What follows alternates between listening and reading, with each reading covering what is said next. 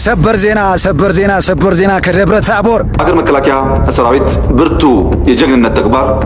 ይህ አስደንጋጭ ደብረ ታቦር ከተማ ምን ተፈጠረ? ማንም ያልጠበቀው ክስተት። በአርሲ ላይ ድጋሚ 14 ኦርቶዶክሳውያን ባለማተቦች ተገደሉ። ለነፍሴ ዋጋ እግሬ ነሽ፣ ለነፍሴ ዋጋ እግሬ ነሽ። ሰላም ውድ የዩቲዩብ ተመልካቾቼ፣ ዛሬም ደግሞ በዩቲዩብ ቪዲዮ ወደ እናንተ ተመልሼ መጥቻለሁ። ሁሌም እንደምታደርጉት ይህ ቪዲዮ መረጃ ለብዙ ሰዎች እንዲደርስ ላይክ እና ሼር በማድረግ እንድትጀምሩ ስል በሉል እግዚአብሔር ስም ጠይቃለሁ። ወቅታዊና አዳዲስ መረጃ ሀገራችን ኢትዮጵያን ተዋህዶ ሃይማኖታችን በተመለከተ ዛሬም ወቅታዊና አዳዲስ መረጃዎችን ወደ እናንተ እናደርስ ዝግጅታችንን ጨርሰን መጥተናል። እስከመጨረሻው ድረስ ሰብስክራይብ እያደረጋችሁ የደወሉን ጫናችሁን እንድትከታተሉን በሉል እግዚአብሔር ስም ጠይቃለሁ። ደብረ ታቦር ምን ተፈጠረ የሚለውን በዝርዝር እናስመለከታችሁ ይሆናል። እንደዚሁም በአርሲ በሰላሌም ኦርቶዶክሳውያን ባለማተቦች ዛሬም እየተገደሉ እየታረዱ ቤታቸውም በእሳት እየጋየ እንደሚገኝ ያለው መረጃ ያመለክታል። እነሱ በርከት ያሉ ቪዲዮዎች አሉ፣ ወቅታዊና አዳዲስ መረጃዎች ተመልክተን እንመለስ። መጨረሻ ላይ ያሳብተንበታለን። ወደ ቪዲዮቹ። በፊቼ ሰላሌ ኦርቶዶክሳውያን እየተጨፈጨፉ እያለቁ ነው የሚገኘው። ከዛው ከአካባቢ የተላከልኝ መልእክት አስደምጣችኋለሁ።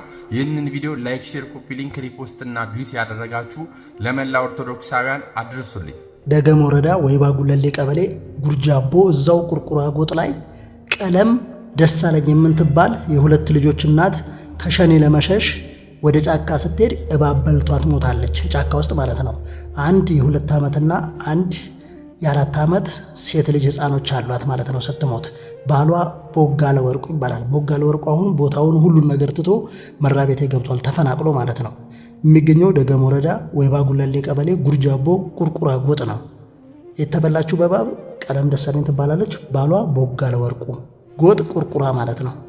እንደሰማችሁት ነው። ከዚህ በፊት በአርሲ በሻሸመኔ በሌሎችም የኢትዮጵያ ክፍሎች ሲደረግ የነበረው የኦርቶዶክሳውያን ግፍና መከራ፣ መፈናቀል፣ ግድያ አሁን ደግሞ በፊቼ በሰላሌና በአካባቢው እንደቀጠለ ነው የሚገኘው። እስከ መቼ ነው የኦርቶዶክሳውያን ግፍና መከራ የሚቀጥለው? እለት እለት በየዓመቱ እንየመጣን እንጮሃለን፣ እንናገራለን። የሚሰማን መፍትሄ የሚሰጠን አካል አንድም የለም።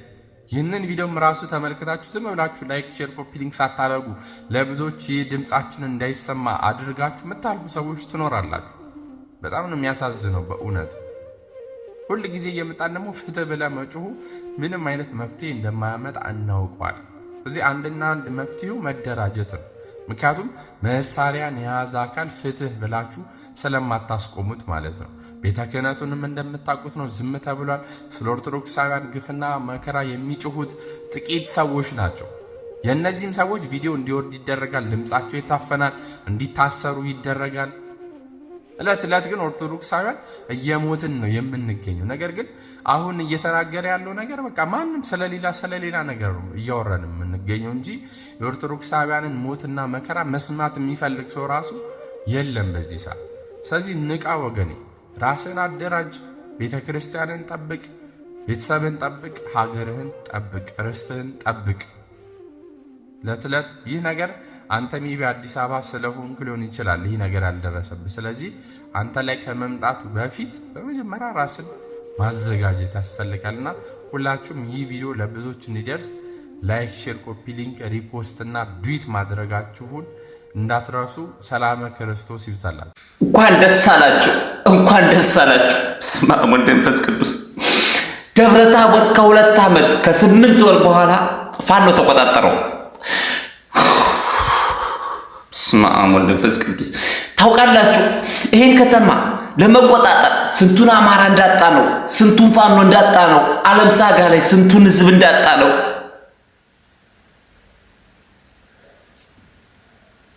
እንኳን ደስ አላችሁ። በደብረ ታቦር ምንድነው የተፈጠረው? የፋኖ ኃይሎች የደብረ ታቦር ከተማ ገብተዋል ተብሏል። በአማራ ክልል ደቡብ ጎንደር ዞን የተለያዩ ወረዳዎች መከላከያ ሰራዊት መውጣቱን ተከትሎ ፋኖ ኃይሎች ወደ ወረዳዎችና ከተሞች በመግባት ከክልሉ የጸጥታ ኃይሎች ጋር የተኩስ ልውውጥ አድርገዋል ተብሏል። በዚህ የተነሳ ታዲያ ከሰዓታት በፊት በተለያዩ አካባቢዎች የመልሶ ማጥቃት እርምጃ መወሰዱ ተገልጿል። ሌላ በኩል የፋኖ ኃይሎች በደብረ ታቦር ከተማ ውስጥ መግባታቸውን የክልሉ መንግስት አረጋግጧል። የአማራ ክልል ሰላምና ጸጥታ ቢሮ ከሰዓታት በፊት ባወጣው መግለጫ ታዲያ የፋኖ ታጣቂ ኃይሎችን ተላላኪ ጽንፈኛ ሲል በመግለጽ እየተቀጠቀጠ ይገኛል ብሏል። ደቡብ ጎንደር ዞን በቂ የጸጥታ መዋቅር ባልነበረባቸው ወረዳዎች ወረዳዎች የህዝብ ተቋማት እያወደመ ፎቶ እየተነሳ ሲሸልልና ሲፎክር የሰነበተው ጽንፈኛ ኃይል ደብረታቦር ከተማ ላይ ተመሳሳይ ድርጊት ለመፈጸም ዘጉ ብሎ ገብቶ መውጫ አጥቶ አስተናገደው ከባድ ኪሳራ ተበሳጭቶ ሱቅ ሰብሮ ሀብትና ንብረቱን ዘርፎ የህዝብ መገልገያ ተቋማትን በማቃጠል ፍሬ አውጭኝ እየፈረጠጠ ይገኛል ሲል ይፋዊ ገጹ አረጋግጧል። ሰበር ዜና ከደብረ ታቦር እና በደብረ ታቦር ዙሪያ ባሉ ግንባሮች እንዲሁም በተለያዩ ግንባሮች አሉ። እጅግ ወገን የሚኮራበት ወገን የተደመመበት ጠላት ደግሞ አንገቱን የተደፋበት የተደመሰሰበት አውደ ውጊያ ታላቁ በዓለም ላይ እጅግ አስፈሪ የሚባለው የከተማ ውጊያን በሚገርም ብቃት በመወጣት የምር ፋኖ እጅግ አስደማሚ ስራ እየሰራ ነው። በሁሉም የአማራ ክልል ከተሞች ቢያንስ ከ10 በላይ ድሮኖች በከተማዋ እያንዣበቡ የተለያዩ ቅንቡላዎችን እየጣሉ ነው። ነገር ግን ንቅንቅ ወይ ፍንክች የአባቱ ልጅ ያሳምነው ልጅ የሜጀር ጄኔራል ውባንታ ባተ ልጅ የተራራው ራስ ጉና የከተማ ውጊያ ስፔሻሊስቶቹ ጠላትን አርበድብደው 3 ዲሽቃ የማረኩት ተራራው ራስ ጉና ጀግኖቹ እየተሳተፉበት ነው ያሉት። በዚህ ውጊያ የውባንታ ባተ አንደኛ ኮር በዚህ ውጊያ በተለያዩ ግንባሮች ከአለምበር ከወረታ እስከ ደብረ ታቦር ያለውን ቀጠና በመሸፈን እስከ ባህር ዳር ድረስ ያለውን ቀጠና በመሸፈን በጠላት ላይ በጣም ከፍተኛ የሆነ ድል እየተደረገ ነው ወገን። በጣም እጅግ አስገራሚ 4 ኪሎን በርቀት የምታዩ ሰዎች መነጽራችሁን አስተካክሉ። 4 ኪሎን በቅርበት አስቡት፣ በቅርበት ይዘሽ ቢሮዎች አገልግሎት መስጠት አቁመዋል። በሁሉም አካባቢ ሁሉም ጓዝ ጥቅለላ ላይ ነው። ሁሉም አይኖች ሁሉ ወደ አዲስ አበባ ሆነዋል። ለማምለጥ ወደ አዲስ አበባ ማለት ነው። ወደ አዲስ አበባ ለመሸሽ እንግዲህ ሁሉም ማለት ይቻላል እንግዲህ የአብይ ካድሬዎች የአብይ ተላላኪዎች ሁሉም ወደ 4 ኪሎ ነው አይናቸው ያለ ጀሮአቸው ምንም ሌላ ነገር የሚሰሙት ነገር የለም። እዚህ ጋር ያዩት ነገር ያለው በጣም ከባድ ነው። በባህር ዳር ዙሪያ እንደምታዩት ከአንዳሳ ጀምሮ ጭስ አባይ የባህር ዳር ዙሪያ ወረዳዎች ሁሉ በፋኖ ቁጥጥር ስር ገብተዋል። ከሐሙሲት ጎምባት በሙሉ በባህር ዳር ዙሪያ ያሉ ወረዳዎች በአብዛኞቹ በፋኖ ቁጥጥር ስር ገብተዋልና በጣም እጅግ ውጥረት ነግሷል። ባህር ዳር ከተማ ላይ፣ ጎንደር ከተማ ላይ፣ በሁሉም ትልልቅ ከተሞች በጣም ውጥረት ነግሷል ወገንና ሻንጣ ጠቅልለው ቀጥሏል። በጣም ከባድ ነው። እስኪ ሁሉንም አብረን የምናየው ይሆናል። ሰላማችሁ ይብዛ።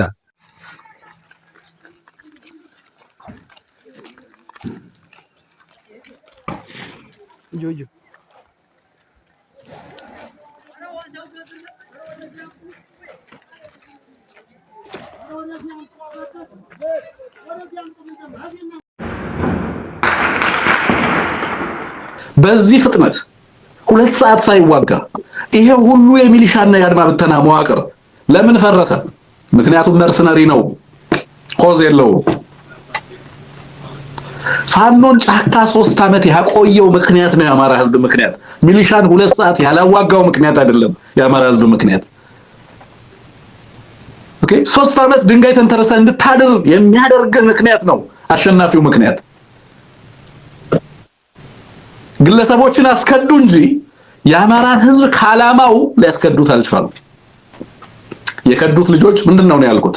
በከዱ ማግስት እረፍት አይኖራችሁም፣ እድሜ ልካችሁን ትታደናላችሁ። ማን ነው የሚያድናችሁ? የአማራ ህዝብ። ማን ነው የሚያድናችሁ? ታሪክ።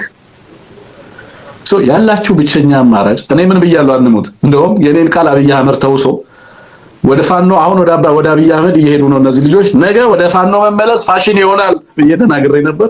እሱ መክዳት ፋሽን ነው ብሎ ሲናገር ሰማሁት። አሁን እጅ የሰጡ ልጆች እንዳለ ግማሾቹ ወደ ፋኖ እየገቡ ነው ያሉት። አጥፍተናል፣ በድነናል እያሉ በርካታ ቦታዎች በሚሊሻና በፋኖች መካከል የጋራ አቋም መግለጫ ላይ ተደርሶ የጋራ ስምምነት እየተደረገ ካድሬውን እየከበበ እያጸዳ ነው ያለው በተለያየ በርካታ ቦታዎች ላይ። መጨረሻ ላይ የቀረው ግን አሁንም አንሙት ቅድም እንዳልከው ለሽማግሌዎችም ለሌላው ለአካባቢው አስተዳደርም በተለያየ ቦታ ላይ ያላችሁ የቀረው ካድሬ የህዝብን ትግል እንዲቀላቀል እድል ይሰጠው። ሰላም እንዴት ናችሁ? ውድ አማራውያን፣ ውድ ኢትዮጵያውያን፣ የበሻሻው ጥፍራምና ነውረኛ ወራዳ ስርዓቱ እያበቃለት ነው። አሁን ይሄ ስርዓት በዚህ ሰዓት ላይ የሚከላከለውም የሚያድነውም ከተማም ሆነ ግዛት ወይም ስልጣንና ወንበር የለም። በዚህ ሰዓት ለምሳሌ ዛሬ ደብረ ታቦር ገቢ ሆናለች። ባህር ዳር፣ ጎንደር እንዲሁም ደብረ ብርሃንና ደሴን የመሳሰሉ ከተማዎች በቅርብ ርቀት በቁልፍ በሆነ ከበባ ውስጥ የሚገኙ ናቸው ማለት ነው። ስለዚህ አማራ ፋኖ የኢትዮጵያ መድህንና ተስፋዋ የሆነ መጥቷል ማለት ነው። የበሻሻው ጥፍራም ከኤርትራ ጋር እና ከቲዲኤፍ ጋር ወደ ፉል የሆነ ጦርነትና ሌሎችም ጉዳዮች ለመግባት ምናልባት ይዞታል ተብሎ የሚጠበቀው 39ኛው የአፍሪካ ህብረት የመሪዎች ስብሰባ ብቻ ነው።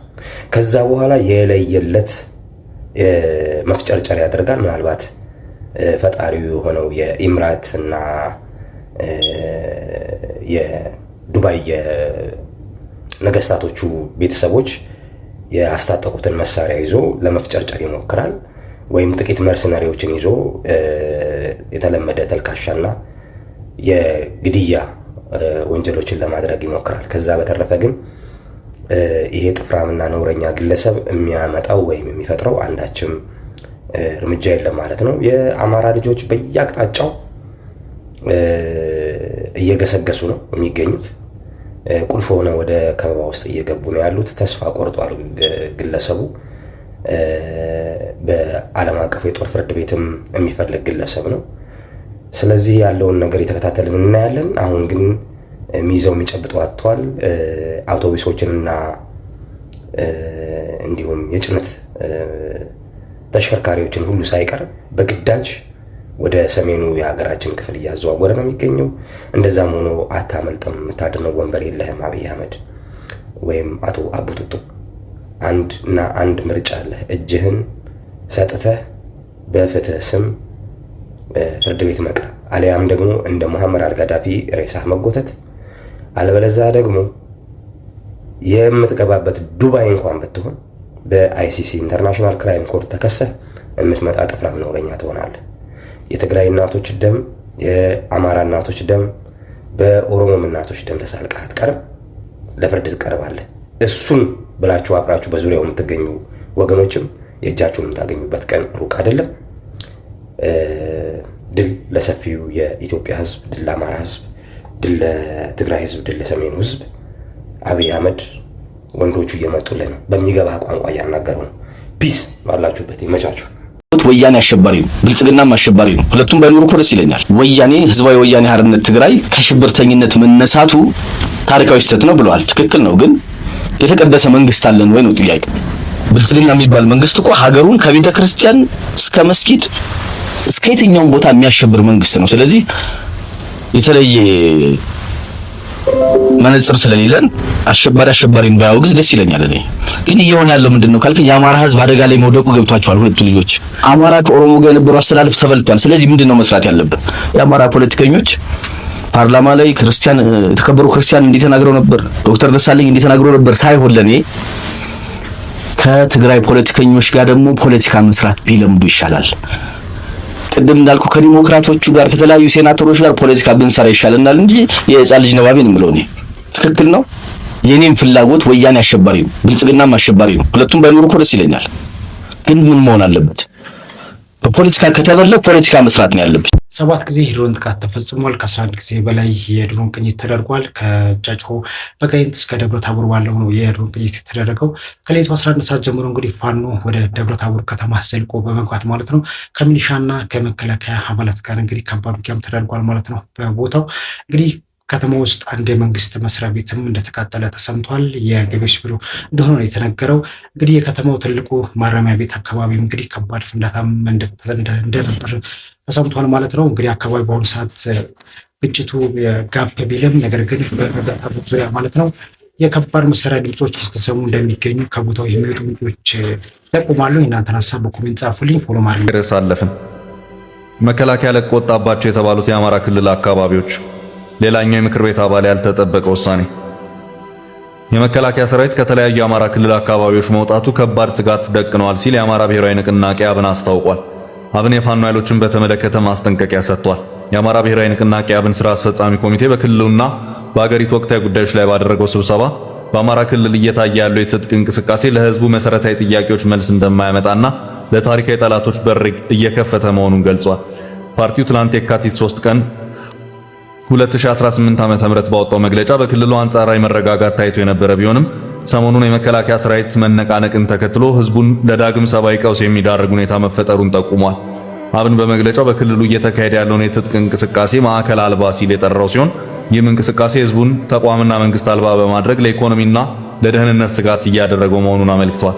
በተለይም በአማራ ትግል ስም የሚንቀሳቀሱ አንዳንድ ቡድኖች ህዝቡ ቀደም ሲል መስዋዕትነት ከፍሎ ከስልጣን ያሰናበታቸውን ኃይሎች ዳግም ወደ 4 ኪሎ ለመመለስ ያልተቀደሰ ጋብቻ መፈጸማቸውን የጠቀሰው ፓርቲው ይህ ድርጊት በአማራ ህዝብ ላይ የተፈጸመ ታሪክ ይቅር የማይለው ክህደት ነው ሲል በጽኑ ኮንኖታል። የአብን ስራ አስፈጻሚ ኮሚቴ በመግለጫው ለተለያዩ አካላት የሚከተሉትን ጥሪዎች አቅርቧል። የነፍጥ እንቅስቃሴው በጠላፊ እጆች እየተመራ መሆኑን በመገንዘብ የሰላም አማራጭንና የፖለቲካ መፍትሄን በመቀበል ህዝቡን ከመከራ እንዲታደጉ ሲል ለታጣቂ ኃይሎች ጥሪ አቅርቧል። ህግ የማስከበር ስራዎች መላላት ህዝቡን ለግጭት ነጋዴዎች መፈንጫ እንዳደረገው የጠቀሰው አብን መንግስት ለጉዳዩ ልዩ ትኩረት በመስጠት የልማት ፕሮጀክቶችን እንዲያስጀምርና የመልካም አስተዳደር ስርዓቱን እንዲያሻሽል ጠይቋል። አብን የሃይማኖት አባቶች፣ ምሁራን፣ የሚዲያ አካላትና ዲያስፖራው በክልሉ እየደረሰ ያለውን ለንተናዊ ቀውስ እንዲያበቃ በጋራ እንዲረባረቡ ጥሪ አቅርቧል። አብን በመጨረሻም የግጭትና የጦርነት ፖለቲካ ዘላቂ ጥቅም እንደማያስገኙ በመጥቀስ የህዝቡ መሰረታዊ ጥያቄዎች እንዲዘነጉና እንዲወሳሰቡ የሚያደርጉ እንቅስቃሴዎች እንዲቆሙ አሳስቧል። ይህ በእንዲህ እንዳለ ባለፈው ምክር ቤት ውሎ ከነዘመነ ካሴ ድርድር ጋር በተያያዘ ባነሱት ጥያቄ ልዩ ትኩረት የሳቡት የአብን አባሉ አበባው ደሳለው በሌላ ፓርቲ ስር በመጪው ምርጫ ሊወዳደሩ መሆናቸው ተሰምቷል። በሰኔ 2013 ዓ.ም በተካሄደው ሀገር አቀፍ ምርጫ የአማራ ብሔራዊ ንቅናቄን ወክለው የፓርላማ አባል የሆኑት ዶክተር አበባው ደሳለው በመጪው ምርጫ ኢህአፓን ወክለው ሊወዳደሩ መሆኑን ኢትዮጵያ ኢንሳይደር ዘግቧል። የአብን የአዲስ አበባ ጽህፈት ቤት ኃላፊ የነበሩት ዶክተር የዓለም ታምሩም በተመሳሳይ መልኩ የፓርቲ ለውጥ አድርገው በመጪው ምርጫ እንደሚቀርቡ ተገልጿል። የኢትዮጵያ ህዝባዊ አብዮታዊ ፓርቲ ኢህአፓ ትላንት ማክሰኞ የካቲት 3 2018 ማምሻውን ቪዲዮቹን እንደተመለከታችሁ ነው። በአርሲ ላይ እንግዲህ ዛሬ ጧት የተላከልኝ ከጥቅምት በኋላ እንግዲህ ለመጀመሪያ ጊዜ 14 ኦርቶዶክሳውያን ባለማተቦች የካቲት ወር ላይ እንግዲህ 14ቱም እንደተገደሉ ያለው መረጃ ተልኮልኛል ማለት ነው። እግዚአብሔር አምላክ ደጉን ጊዜ ያምጣልን። በሰላሌ የሚገኙ ኦርቶዶክሳውያን ባለማተቦችም በሰቆቃ በችግር ውስጥ በፈተና ውስጥ በወጀብ ውስጥ እያለፉ ይገኛሉ። እየተገደሉም እየሞቱም እንዳለ እየተመለከትን እንገኛለን። እግዚአብሔር አምላክ ለሀገራችን ለኢትዮጵያ ለተዋሕዶ ሃይማኖታችንም ደጉን ጊዜ ያምጣልን። ደብረታቦርም እንግዲህ ወቅታዊ መረጃዎችን አደረስን ወደ እናንተ ማለት ነው። በቀጣይ ወቅታዊና አዳዲስ መረጃዎች እስክንገናኝ ድረስ ሰላም ቆዩ። ሰብስክራይብ እያደረጋችሁ ድምታን መጫናችሁን አትርሱ። ሰላም ቆዩ።